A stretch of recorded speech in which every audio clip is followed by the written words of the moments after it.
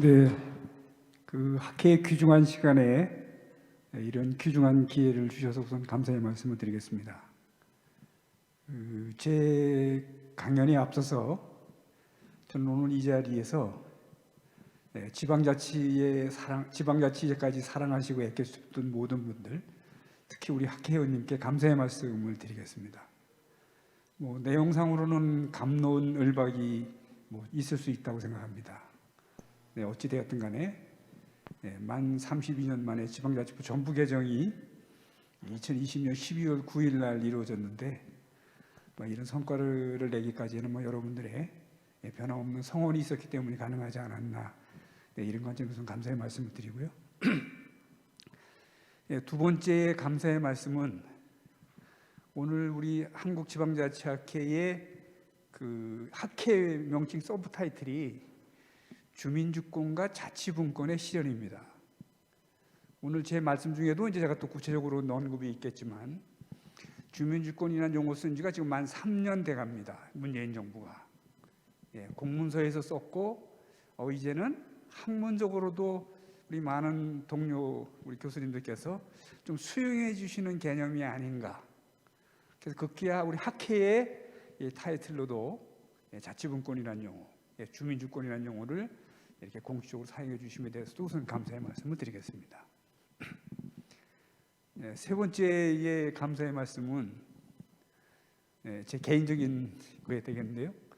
그동안 학회 회원으로 또 이렇게 귀중한 기회를 주신 데 대해서 우선 감사의 말씀을 드립니다. 이렇게 돌이켜보면 우리 지방자치는 구자하고는 굉장히 인연이 많은 것 같습니다. 우리 지방자치를 재개하게 된 근본적인 해가 1987년인데요. 당시 6.29 선언이 있었습니다. 6월 29일입니다. 6.29 선언 때 당시 노태우 대통령께서 지방자치와 대통령 직선제를 약속합니다. 그해 10월 29일 날 그 약속을 실행하는 헌법이 만들어지는데, 그 이후로 10월 29일을 우리가 지방자치의 날로 정해서 지금 기념해 오고 있습니다. 2012년도에 이제 1회 기념이었고요. 작년에 이제 8회 기념일이었습니다. 그리고 만 32년 만에 지방자치법을 통과가 2020년 12월 9일 날 이루어집니다. 국회에 발의된 지 거의 2년여 걸려서 이루어진 쾌거이기도 합니다. 근데 오늘 보니까요, 2월 19일이더라고요. 그래서 우리는 거의 완성을 의미하는, 그래서 지방자치가 잘하면 숫자의 거의 끝자리인 완성, 그런 의미를 강하게 지닌 게 아닌가, 이런 생각을 하면서 그동안 제가 문재인 정부 추진했던 자치분권이 어떤 역사적 배경을 갖고 있고 어떤 기초적 틀을 갖고 있는지를 여러분들과 같이 공유하면 좋지 않겠나 생각을 합니다. 자, 추진 배경, 이론적 기초, 그다음에 지방자치법의 의의, 향후 과제, 이런 식으로 말씀을 드리겠습니다. 자, 여러분들 잘 아다시피 1949년도에 제 처음으로 지방자치법이 만들어지고요. 그런데 지방자치 선거는 이루어지지 않다가 52년도에 이루어집니다. 그리고 60년까지 진행하다가 4.19 혁명에 의해서 민주당이 확대하는데, 그 사이에 보시면 단체장 불신임, 지방의 해산 등등 지방자치의 여러 가지 우여곡절이 발생합니다. 아마 이런 우여곡절이 1960년 5.16 군사정변 때 당시 박정희 대통령은 이렇게 우여곡절이 많은, 시행착오가 많은 지방자치는 국가 발전에 도움이 되지 않는다고 판단한 것 같습니다. 그래서 61년도에 전격 폐지가 돼서 1990년대까지, 그러니까 보시면 아까 말씀드린 대로 6.29 선언, 헌법 개정, 지방자치법, 그래서 이제 88년도, 그래서 올해 32년이 되는 거죠. 그래서 역사적인 선거가 1991년 3월, 6월에 광역, 그 다음에 95년도에 단찬 선거 이루어지고, 오늘 아까 말씀드린 대로 2020년 12월 9일 날 역사적인 지방자치법 전면 개정이 일어납니다. 특히 전면 개정에서 제가 여러분에게 좀 경험을 공유해 보면, 향후 지방자치법이 개정의 필요성이 발생을 하면 그때 개정하는 게 좋겠습니다. 이걸 한번 못 갖다가 전부 개정을 하려고 하니까요, 180개 이상 되는 조항이 각 조항마다 이슈입니다. 그러니까 하나 이슈 넘으면 또 하나 이슈가 기다리고요. 그러니까 서로 여야 간에도 합의 보기도 어렵고, 그래서 다음에 혹시 지방자치법을 고시할 일들이 생기면 그 사유가 생겼을 때 그때 조금씩 고쳐가는 게 좋지 않을까, 이런 생각을 여러분들과 나눠봅니다. 자, 그러면 이제 추진 배경을 말씀드리겠는데요. 사실은 1988년도에 지방자치법을 만들 때는요, 뭐 여러분들 이미 다 알고 계시는 상황이지만 완전한 지방자치법을 내용을 만든다기보다는 시작하는 게 급했습니다. 그러니까 제도는 불완전했죠. 그래서 여기 보시면 문희망 지방자치이고 관치행정은 그대로 남아 있었습니다. 그 대표적인 예가 단체장을 임명직으로 유지했잖아요. 91년 단체장은 임명직으로 유지하고 지방의회만을 뽑는 선거니까 그걸 지방자치라고 할 수 있을지, 뭐 여러분들도 관련된 글을 많이 쓰셨지만 같은 그렇게 출발한 지방자치다가 95년도에 임명직 단체장이 되고요. 그 틀이 저는 이제 극강시장 극야기회라는 용어를 쓰는데 거의 30년간을 유지해 옵니다. 근데 사실은 지방의회의 인사권을 줘야 되겠다, 지방의회 권한을 강화해야 되겠다는 주장은 30년 전부터 했지만 거의 근본적인 개정이 이루어지지 않은 거죠. 자, 그다음에 지방자치를 실시에 공을 들였던 김대중 대통령은 지방자치 시작과 더불어 이 권한이 내려가야 되겠다 판단합니다. 그게 1999년 1월 1일 날 중앙행정권한 지방령 촉진에 관한 법률을 만든 건데, 그래서 그 처음 시작이 김대중 대통령은 지방분권 제도적 도입기를 열은 것인 거예요. 이 분위기를 이어받아서 노무현 대통령은 지방분권의 혁신적 실행기를 만듭니다. 정부혁신지방분권위원회라고 하는 국가기구를 만들어서 지방분권 종합계획이라는 걸 만들어서 획기적으로 추진하게 되죠. 그러다가 이명박 정부로 들어오면서 미온적 조정기를 거치고 박근혜 정부 때는 정책적 시행기를 맞습니다. 근데 계획은 많이 만들었는데 거의 실행이 이루어지지 못하다가 문재인 정부가 출범하면서 새로운 시대를 맞는데 저희들은 지방분권의 르네상스기라고 명하고 싶습니다. 왜냐하면 문재인 대통령께서는 2017년 5월 10일 문재인 정부 출범하면서 대국민 지방분권 약속을 하는데 그게 연방제 수준의 자치분권을 하겠다는 약속이고요. 국정과제 100개 중에 5개가 자치분권과 관련되어 있습니다. 여기 보시면 국정과제 13번이 권력기관의 민주적 개혁과제인데요. 2020년 12월 9일 같은 날, 역사적인 지방자치법이 통과된 것 같은 날 자치경찰법이 조금 앞서서 통과가 됩니다. 그래서 13번 권력기관 개편과의 자치경찰제 도입, 74번 획기적인 자치분권, 75년대 지방재정분권, 교육민주주의 회복 및 교육자치, 77번이 세종제주의 자치분권 완성입니다. 그래서 이렇게 기초를 해서 2018년 9월 대통령 소속 자치분권위원회는 자치분권 종합계획이라는 걸 만들고요. 그 종합계획에 따라서 순차적으로 자치분권을 진행하고 있습니다. 그래서 지방자치법이 통과됨으로써 자치분권 단위가제의 한 90% 이상은 적어도 제도적으로는 이미 완성이 됐다, 이렇게 말씀드릴 수가 있겠습니다. 자, 그러면 어떤 이론들을 갖고 있냐? 제가 아까 모두에 감사하다는 말씀을 드렸는데 저는 특별죄는 이 주민주권이라는 용어가 있다. 이제까지 우리 헌법은 국민주권, 모든 권력은 국민으로부터 나온다는 국민주권인데, 국민주권에 따를 경우 자치권은 국민들이 갖고 있는 주권을 국가에 위임을 하면 국가가 위임받은 범위 내에서 재위임된 범위에서 자치권이 나온다고 저는 해석하고 있고요. 지금 문재인 정부가 쓰고 있는 이 주민주권은 자치권은 주민으로부터 나온다는 개념입니다. 그러니까 주민에 의한, 주민을 위한 지역장치, 이게 바로 주민주권이다.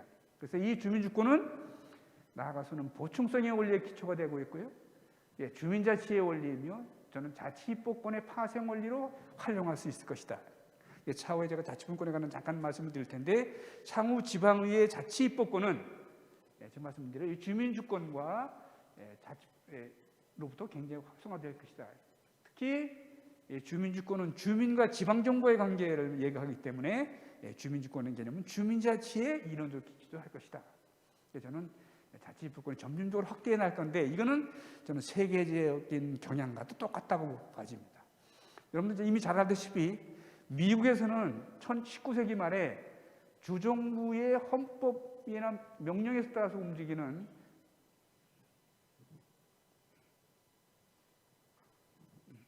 딜런스 원리가 일반적인 원리였죠. 이 딜런스 룰이라고 하는 말은 주정부의 법령의 범위 안에서 지방정부의 조례를 만들 수 있다는 건데요. 그 이후에 이게 쿨리의 프린시플로 바뀝니다. 이 쿨리의 프린시플이라는 말은 상위 법령에서 구체적으로 금하지 않는 한 지방정부는 자유롭게 조례를 만들 수 있다는 원리고요. 이 원리에 의해서 미국들은 차터 시티라는 걸 만들기 시작합니다. 가까운 일본에서는 1960년대 혁신작침제가 나오고 특히 인권 환경 분야에 있어서는 중앙정부가 정하고 보다도 보다 강화되고 초과된 조례를 만들거나 중앙정부가 다루지 않는 분야에 선제적으로 조례를 만드는 일이 생겨났는데 이거를 초과 강화 조례라고 합니다. 가까운 일본이나 우리도 1960년대에는 행정 절차에 관한 법률이 없었고요. 근데 행정 절차에 관한 조례를 먼저 만듭니다. 또 행정정보에 관한 법률이 없었을 때 행정정보 공개에 관한 조례를 먼저 만들죠. 우리는 1992년도에 청주시가 행정정보 공개에 관한 조례를 만드는데 그 당시에 우리는 행정정보 공개법이 없었습니다. 이런 것들을 저는 자치입법권이 선제적으로 넣을 수 있는 대표적인 예다.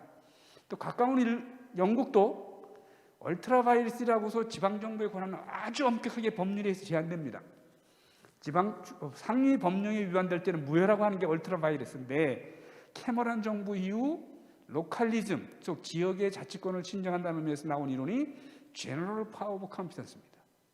이거는 상위법에서 구체적으로 금하지 않는 한 복리 정지를 위해서는 좀 광범위하게 자치법권을 인정해 주자는 원리죠. 저는 이런 것들이 저희들이 지금 얘기하고 있는 주민주권과 맥을 같이 한다 이렇게 말씀드리고 싶습니다. 두 번째는 지방자치법의 핵심은 대한민국의 국정가버넌스를 근본적으로 바꾼 거라고 봅니다. 첫 번째는 어떤 데서 나오냐면 특히 국정가버넌스를 할 때는 민주성, 효율성 또는 지방정부 이상등이 굉장히 중요한데 이런 제도들을 구체적으로 다 보완하고 있다는 말씀을 드리겠습니다. 특히 민주성을 제고하기 위해서 주민참정 제도를 획기적으로 바꿉니다. 참정 연령을 19세에서 18세로 전부 낮췄고요. 그 다음에 직접 참정제도의 요건을 굉장히 완화해서 지금 벌써 제도가 시작도 안 됐지만 오히려 너무 활성화되지 않겠나 하는 그런 의구심까지 나오고 있습니다. 다른 예를 들면 지금 종전에는 주민투표 완결 요건도 있었고 개표 요건도 있었습니다. 이 개표 요건이라고 하는 것은 지역 주권자의 3분의 1이 투표해야지 투표 결과를 내는데 그 개표 요건이 없어졌거든요. 또 완결 요건도 유권자의 3분의 1이 투표를 하고 투표권자의 과반수가 투표를 해야지 완결이 되는데 지금은 그 3분의 1이 4분의 1이 완화됐습니다. 그러면 예를 들면 유권자가 한 10만인대를 가정을 들면 2만 5천 명이 투표해서 12,500명만 찬성을 하면 탄핵을 시킬 수 있습니다. 소환을 시킬 수가 있죠. 그러니까 오히려 제도의 부작용을 걱정할 만큼 주민 참여가 활성화될 거라는 거고요. 특히 제가 아까 자치입법권을 강조했는데 이제는 우리 지방자치 역사상 최초로 주민조례 발안 제도를 시작합니다. 그러니까 이제 주민들이 필요하다고 하는 조례안을 직접 의회에 발의하게 되는 거죠. 그러니까 이런 것들이 저는 민주성 제고에 크게 될 거라고 보고요. 또 하나 측면은 지금 19세에서 18세로 한 살이 낮아졌다는 의미는 단순한 연령이 낮아진 게 아니고요. 지방자치 영역이 일반 지역사회로부터 학교 안으로 고등학교 안으로 들어가는 걸 의미합니다. 저희들이 작년에 부산에 가서 그 고3 상대로 자치학교를 열은 적이 있는데 이제는 고3 학생들이 지역사회의 문제를 이해하고 지역사회 문제에 해답을 내고 이런 과정을 거쳐야 된다는 그런 민주성의 개념이 확대됐다고 보는 거고요. 두 번째는 효율성을 제기한 다양한 제도들이 발생합니다. 여기는 이제 몇 가지 소요드렸는데 종전에는 기관 우리 분리형 단일형이잖아요. 단체장하고 지방은 분리했는데 얘는 다양화했기 때문에 통합형도 가능하고 권한 분산형도 가능하고 또 지금과 같이 분리형도 가능. 이것들을 지역 주민들의 선택으로 한다는 제도고요. 그다음에 인구 100만이 넘는 지역에는 특례시, 그다음에 다양한 행정소가 갖고 있는 시군구에는 특례를 주는 제도, 그다음에 특별지방자치단체라는 제도가 도입돼서 시군구가 됐든 시도 레벨이 됐든 기존에 보다는 광역적 수요에 능동적으로 효율적으로 대처할 수 있는 시스템이 도입됐다. 그다음에 그동안은 단체장 인수위원회 제도가 없어서 정권이 바뀔 때마다 여러 가지 혼선이 있었는데 이제는 단체장 인수위원회 제도가 합법적으로 됨으로써 정권 인수인계가 보다 효율적으로 이루어질 수 있겠다 하는 말씀을 드리고요. 근데 무엇보다도 중요한 것은 우리가 2018년이죠.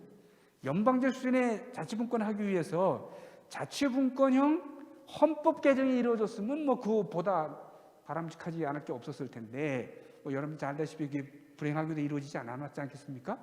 그때 자치분권형 헌법 내용 중에 어떤 내용이었냐면 지방자치단체라는 용어를 쓰지 말고 이제 우리도 지방정부라는 용어를 쓰자는 그 표현이 있었죠. 그런데 현재는 우리는 헌법에 지방자치단체라는 용어를 이렇게 쓰고 있기 때문에 공식적으로는 우리가 지방정부라는 용어를 쓰지 못하지만 지금 운용은 거의 지방정부와 같은 운용을 하고 있습니다.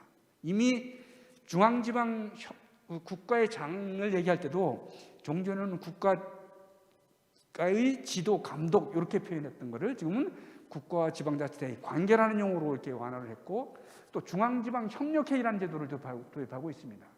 이 말은 중앙정부가 지방정부를 국정의 동반자로 생각을 하는 거죠. 그래서 매년 일정한 정기적으로 국정과제를 논의할 수 있는 장을 만들고 이 장이 별도의 법률을 현재 좀 추진하고 있다. 이런 말씀을 드리겠습니다. 자, 그러면 어떤 의미를 지니고 있냐? 저는 크게 두 가지 측면에서 지방자치법 전부 개정의 의의가 있다고 보는데요. 하나는 이론적 의미입니다. 자, 제가 말씀드린 대로 이 지방자치법 전부 개정안은 주민 주권을 구현을 위한 제도적 토대를 마련했다. 특히 풀뿌리 민주주의 활성화와 주민자치의 역사적 수요에 따라 자치분권 추진되어 왔고 이를 실현하기 위해서 주민조례 발안제, 주민참여권 확대, 주민감사 청구제 요건 완화, 참여 연령 등 다양한 주민지적 참여제도가 도입, 수정, 보완됐기 때문에 향후에는 주민이 지역 정치나 행정에 참여가 굉장히 원활하게 될 것이다 하는 주민주권론적인 측면이 하나가 있고요. 자, 두 번째는 국정가보는수축이 됐다 이렇게 보는 거죠. 자, 제가 종전에 말씀드린 대로 종전지방자치법에서는 국가의 지도감독이라는 표현을 국가와 지방자치단체의 관계로 바꿨습니다. 그리고 그 바로 다음 조항에 국가와 지방자치단체는 지역의 균형발전 또 균질 서비스의 증강을 해서 협력해야 된다. 국가와 지방 간의 협력 의무를 또 명시하고 있거든요. 그러니까 이게 저는 국정가보는라는 측면에서도 굉장히 소중하고 특히 그거를 구체적으로 실행하는 제도적 장으로 중앙지방협력회의라는 제도를 만들었고요. 특히 여러분들은 주목하고 있지 않지만 특히 주목해 주십사고 부탁드리는 영역이 이 영역입니다. 혹시 이미 보신 분들은 아시겠지만 여러분들이 살고 계시는 지역의 경찰청을 한번 유심히 보시면 경찰청의 이름이 바뀌었습니다. 종전에는 서울지방경찰청, 부산지방경찰청, 강원지방경찰청 이렇게 됐던 게 올 1월 1일부터 서울지방경찰청이 서울경찰청, 부산지방경찰청이 부산경찰청, 강원지방경찰청이 강원경찰청이 됐습니다. 이 말은 지금 전국에 5,100개의 특별지방행정기관이 있고 특별지방행정기관을 정리, 통합, 합리화하자는 게 우리 자치분권위원회의 목표 중에 하나인데 그중에 2,300개에 달하는 특별지방행정기관이 경찰 소속입니다. 요거를 적어도 완전히 지방조직이 됐다고는 할 수 없지만 종전에는 이렇게 요거는 요거는 제주도를 의미합니다. 제주도 빼놓고는 행정안전부 때 경찰이 각 지방경찰청이라고 하는 특행을 쭉 가지고 있던 조직이었다 한다면 올 1월 1일부터 그리고 전면적으로는 7월 1일부터 경찰청에 있던 조직이 시도의 중간으로 이렇게 이동했습니다. 그러니까 지금 제가 말씀드린 새로 탄생된 조직인 서울경찰청, 부산경찰청, 전라북도경찰청, 전라남도경찰청은 적어도 종전과 같이 국가조직은 아니고요. 적어도 완전한 지방조직은 아니지만 반국가, 반지방조직으로 국가와 지방 사이에 위치한 조직이 됐다라는 데 조금 주목해 주시면 좋지 않겠나 생각합니다. 그러면 이 모델은 향후 우리가 특별지방행정기관의 기능 합리화를 추진할 때 충분히 저는 이게 저희들이 좀 검토 가능한 모델이 되지 않겠나. 그동안 우리 특행을 정리하려고 많이 노력했지만 어려운 이유가 관련 부처의 반대거든요. 근데 적어도 이렇게 중간 형태로 모아지면 이 가운데에 있는 시도경찰청의 예를 들면 국가사무와 수사사무는 경찰청의 지휘를 받습니다. 경찰청으로부터 국가사무 수사사무의 지휘를 받고요. 특히 수사사무 중에 성폭력, 학교폭력, 가정폭력, 공무집행방해는 우리 민생체안하고 빌준비 관련되어 있기 때문에 그것만은 시도지사 소속의 시도자치경찰위원회와 자치사무가 지휘를 받습니다. 그러니까 종전하고는 어마어마한 변화지요. 특히 바뀐 우리 자치경찰법의 2제에 보시면 종전에는 치안 업무가 국가의 사무였는데 이제는 치안 업무가 국가와 지방의 협력 사무가 됐습니다. 그래서 이렇게 크게 바뀌었다. 그러니까 이 모델이 성공을 하려면 국가와 지방 간의 협력이 절대 요건입니다. 이런 의미에서 국가와 지방의 협력 관계, 워킹 파트너십이 굉장히 강해졌다 하는 말씀을 드립니다. 자, 그다음에 정책적 의의가 몇 가지 있는데요. 자, 첫 번째는 제가 아까 말씀드린 대로 문재인 정부가 국민에게 약속했던 연방제 수준의 자치분권을 목표로 좀 달려왔고, 적어도 헌법을 고쳐야 할 사항 빼놓고는 한 90%는 이미 달성된 게 아니냐는 게 첫 번째 정책적 의의입니다. 물론 여러분들이 그 내용상으로 보시면 제가 아까 자치경찰을 여러분 소개해드렸습니다만은 자치경찰의 내용을 보고서는 여러 가지 말씀이 가능하다고 생각합니다. 하지만 자치경찰이 스타팅됐다는 의미 쪽에서도 굉장히 의미가 크지 않겠나 생각하고요. 또 여러분들도 재정분권에 관심이 많으신데 아직까지 최소한 이미 제1차 재정분권을 통해서 여러분들 잘 아시다시피 지금 8.5조 원이라는 지방세가 이미 확보가 됐고, 지금 제2단계 재정분권이 지금 추진 중에 있고, 그다음에 자치분권 사전협의제라고 해서 2018년 7월 1일부터는 각 부처가 법령을 만들 때 반드시 행정안전부하고 우리 자치분권위원회에 자치권 침해 여부를 협의하게 되어 있습니다. 또 2020년 1월 1일 지방이한 일괄법이라는 법이 통과돼서 400개의 권한들이 동시에 지금 지방으로 이동하는 것들이 구체적인 성과입니다. 그렇다고 본다면 우선 상당히 많은 제도적 성과를 거뒀다. 그러니까 앞으로 남은 과제는 자치분권 헌법을 개정하는 일이고, 여러분들이 지금 또 더 나가야 될 자치분권 입법권에 대해서 말씀이 많으신데 앞으로 남은 입법권의 과제는 헌법을 고치지 않고는 좀 어렵지 않겠나 하는 게 제 개인적인 생각이기도 합니다. 자, 두 번째 의의는 제가 아까 말씀드렸지만 불완전한 제도였잖아요.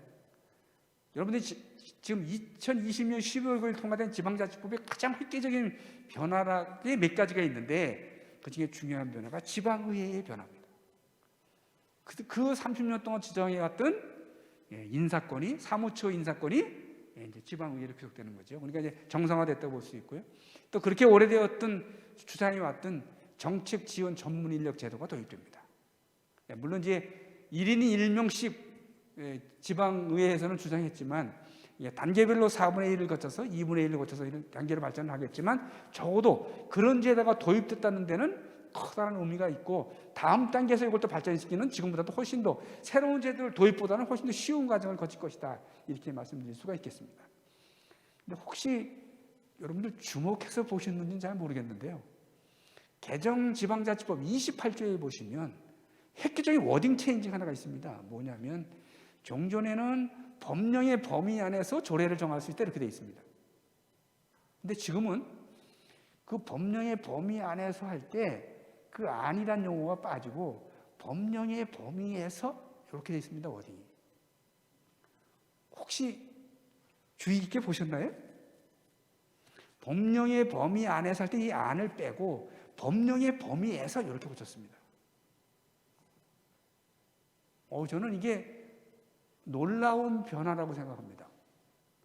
요 규정, 그 다음에 28조 제2항에 보시면 또 어떤 규정이 있냐면 법률에서 구체적으로 조례에 위임한 사항을 대통령령으로 제한하지 말라는 조항이 있습니다. 자, 그러면 법령의 범위에서 조례에게 위임된 사항은 법률에서 금지하지 않고 주민주권 사상이 정착이 되면 저는 지금보다 훨씬 넓게 자치 입법권을 할 수 있을 것이다. 그래서 특히 이 조항, 법령의 범위에서가 왜 바뀌었는지를 우리 선생님들께서 좀 이론적으로 잘 좀 서포팅 해 주시는 게 앞으로 남은 굉장히 중요한 과정. 특히 적어도 우리가 자치분권의 헌법을 만들 때까지는 굉장히 소중하게 활용돼야 할 그게 아닌가 이런 말씀을 드리고요. 자, 그래서 저희들은 이제까지의 지방자치의 시대를 지방자치 1.0 시대라고 이렇게 하고, 최소한도 2021년부터의 전개될 우리 지방자치의 시대를 자치분권 2.0 시대라고 이렇게 정의를 좀 하고 있습니다. 그래서 이 두 가지를 비교해 보면 여러분도 쉽게 얘기될 텐데, 종전에는 지방자치의 재개에 관심을 뒀다면 지방자치를 실시로 하자는 의미고요.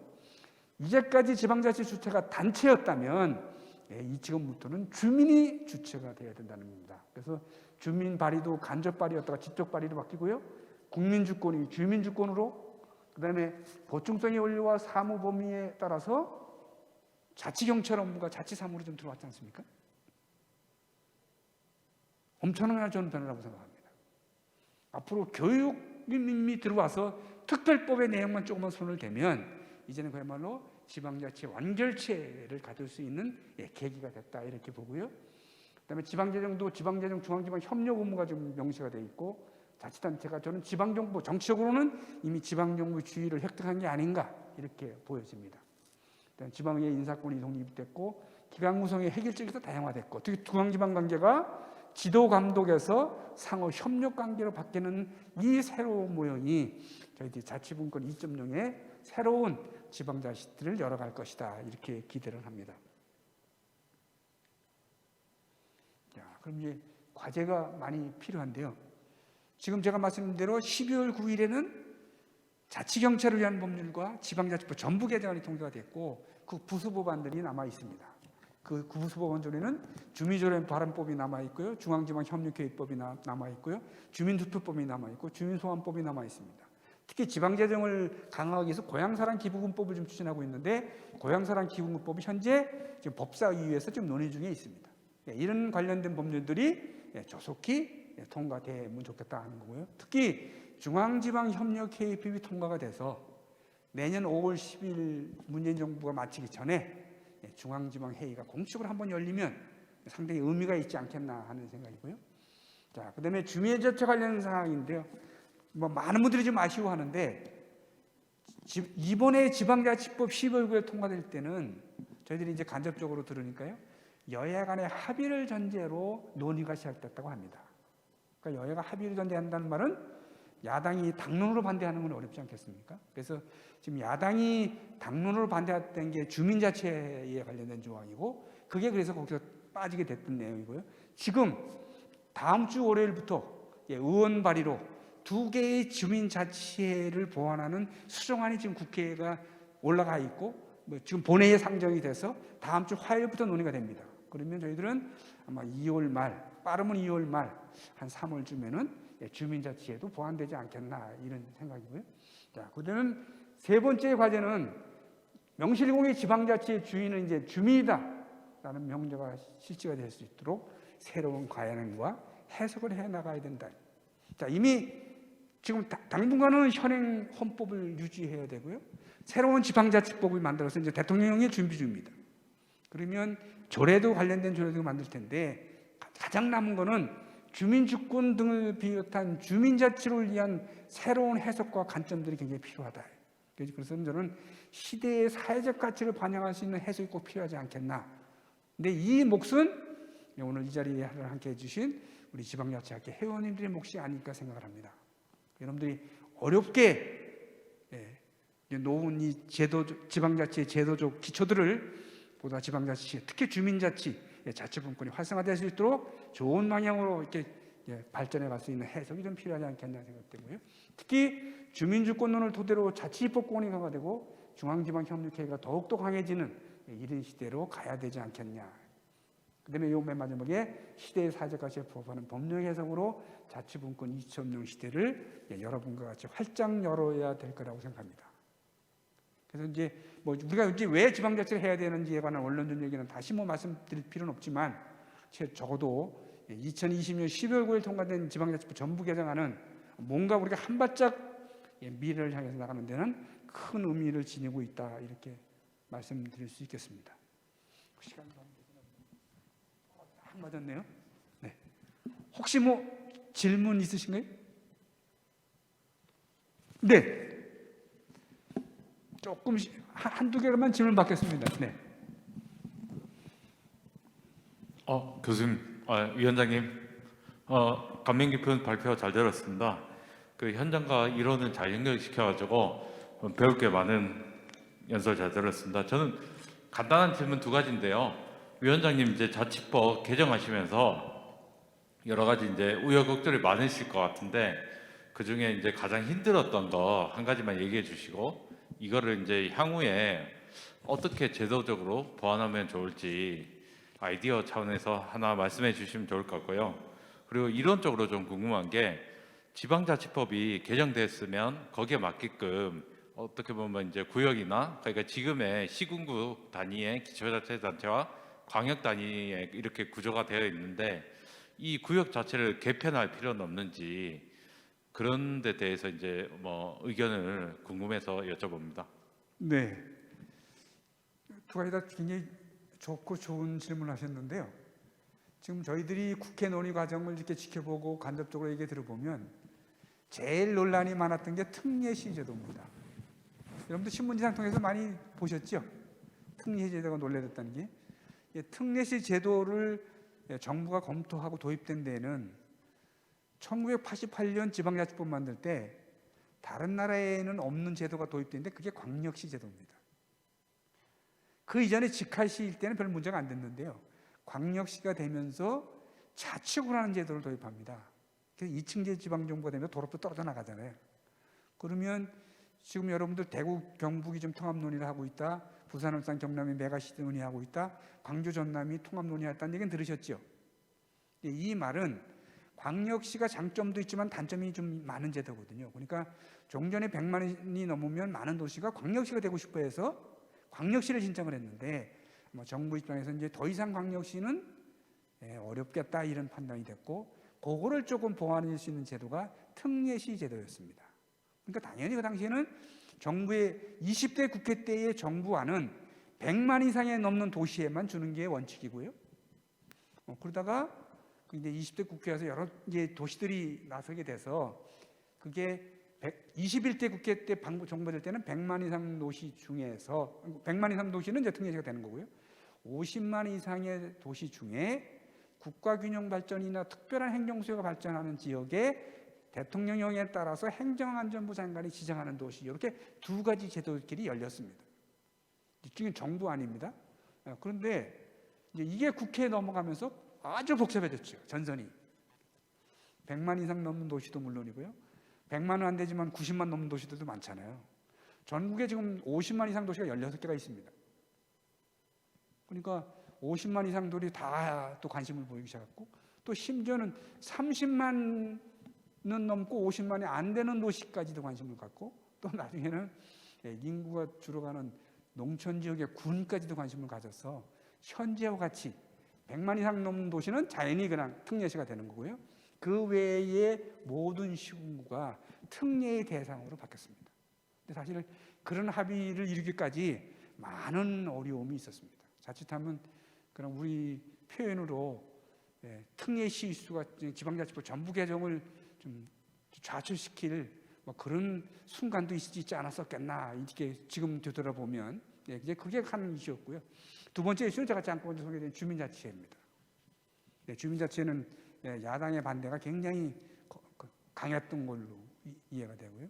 그다음에 여러분들 뭐 이미 다 아시겠지만 정부가 발의한 정부안에는 시도의 부단체장을 한 명씩 늘려주는 내용이 있었습니다.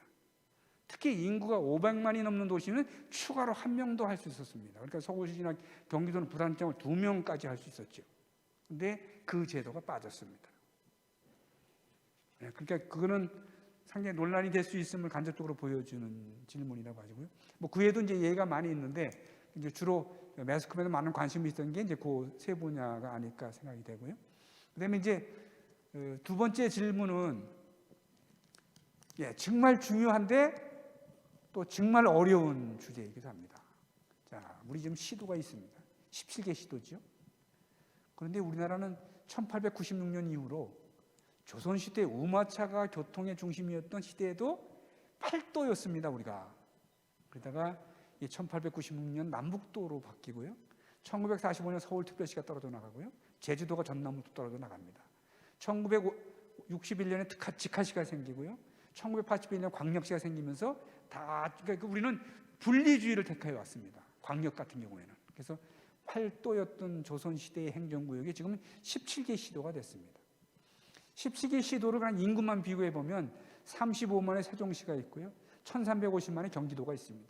이걸 단일 제도로 규제하고 있습니다. 기초는 인구 9,000명의 울릉군이 있고요. 인구 120만의 수원시가 있습니다. 이거를 단일지방자치법으로 그냥 규정하고 있습니다. 그러니까 여러분 쉽지 않으시겠죠. 그러니까 우리가 이걸 보편주의라고 하지 않습니까? 보편주의 법제를 갖고 있는 이런 시스템이 딱 이렇게 재정 논의에 가면 다 관계마다 다 이해관계가 너무 다릅니다. 네, 그래서 이제 이 행정체제 개편을 어떻게 해줘 가야 되는지에 대한 답을 내기가 쉽지 않아서 적어도 이 정부 개정안에서는 6개의 행정체제 개편을 위한 제도적 기초를 만들어 놨습니다. 혹시 여러분 보셨는지 모르겠는데 첫째, 경계조정을 쉽게 했습니다.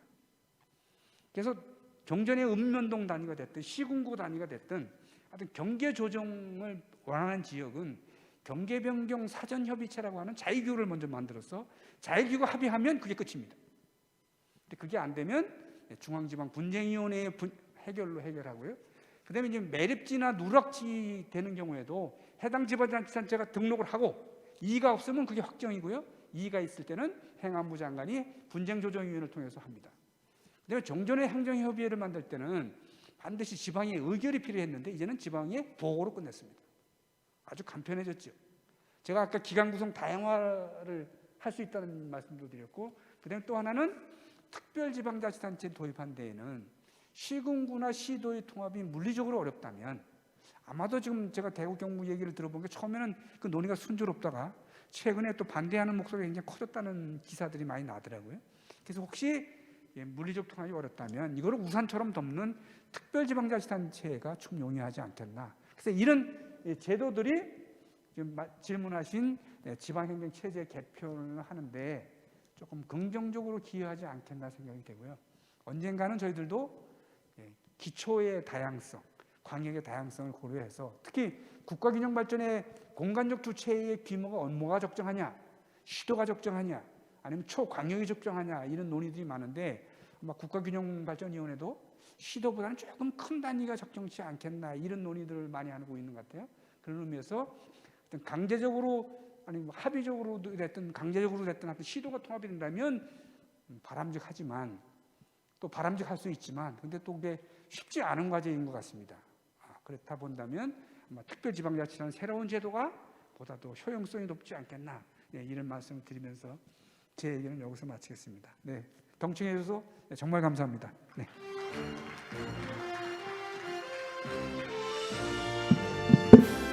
예, 기종한 기조연설 해주신 우리 김선우 위원장님께 다시 한번 박수 부탁드리겠습니다. 예, 좋은 말씀 감사합니다. 지방